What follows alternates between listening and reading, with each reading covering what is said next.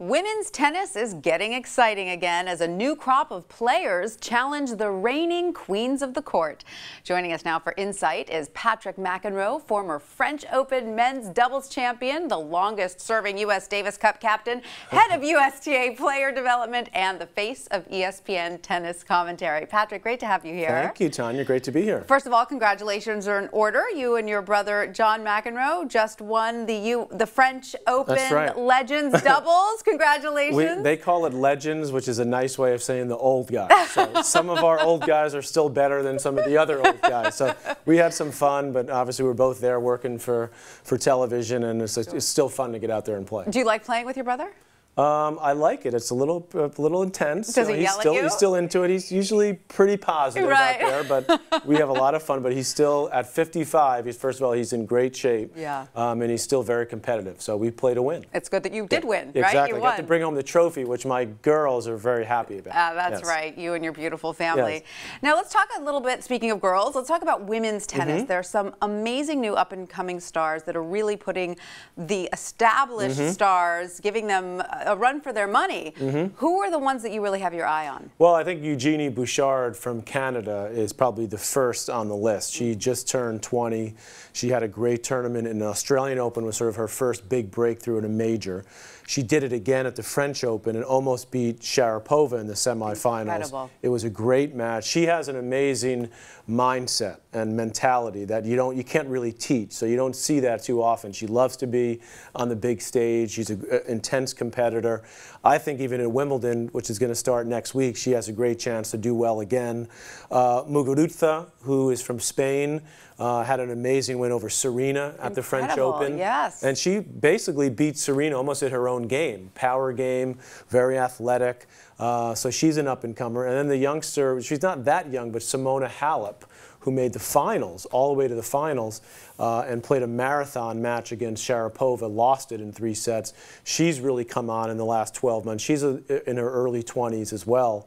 And we also got a couple of Americans. So obviously with my American hat on, that's well, you important. know all about those. We'll talk about it in a second. But how would you define the playing style of this new crop of women? Is it a lot more athletic? I think it is. I think, I mean, obviously Serena and Venus has set the bar for athleticism in the last decade or so. And you're starting to see now the younger women come up. They're taller, they're faster, they're strong. You look at Muguruza, you look at Bouchard, great movers. They can open up the court. Halep is a great, what I call, tacticianer out there in the tennis court. She moves the ball around very well. She's not as big, but she's got amazing movement and mobility. Not surprisingly, her dad was a soccer player, professional soccer player. So when you see some of the World Cup right now and you see the athleticism of those players, you see that she's brought a little bit of that to tennis. And do you think that in some ways the early retirement of Henin and Cloisters may have taken some of the air out of the sport and this is bringing it back? I think so. I think they were great champions, and really they were able to compete with Serena, especially in the last 4 or 5 years. That Serena is so strong, so athletic, and the Cloisters and Henin were that, but they were also mentally very tough. So in the last couple of years, no one's really been able to step up consistently and really threaten Serena on a regular basis. They can beat her on a one-off here and there. So I think there's a great opportunity in the next 2-3 years. They got to do it and win in a big tournament. So that's what still hasn't quite happened yet, but I think we're going to see that happen probably in the next 12 to 18 months. Fantastic. And as head of player development at the USTA, you get to see all the young up-and-comers right here in America. Are there some youngsters you're really excited about? Well, we're very excited about Madison Keys, who's already in the top 40 as a teenager, and she's got a big game. She's a big girl, strong, very athletic.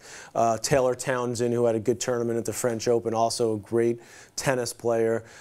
Victoria Duval's another one. We have quite a good crop. We actually have the most women of any country right now in the top 100 in women's tennis. So now we've got very good numbers, and now it's, can we get a couple of those really great prospects to the top 10 and then potentially winning Grand Slams. I think that will happen. Sloane Stephens is obviously another one. Are you excited about the state of American tennis right now? Very excited. The men were still a little bit behind where we want to be, but on the women's side, our numbers are really good. And now it's that next step, which a lot of it is mental, being able to be there week in and week out. But I think between Sloane Stephens, Madison Keys, Christina McHale, some of our other younger ones that I mentioned coming up, very good crop, and I think we're going to have a consistent group of girls coming, women, in the next couple of years. So exciting. It is. Patrick McEnroe, thank you so much for being with us today. Thanks for having me, Tanya. Yeah.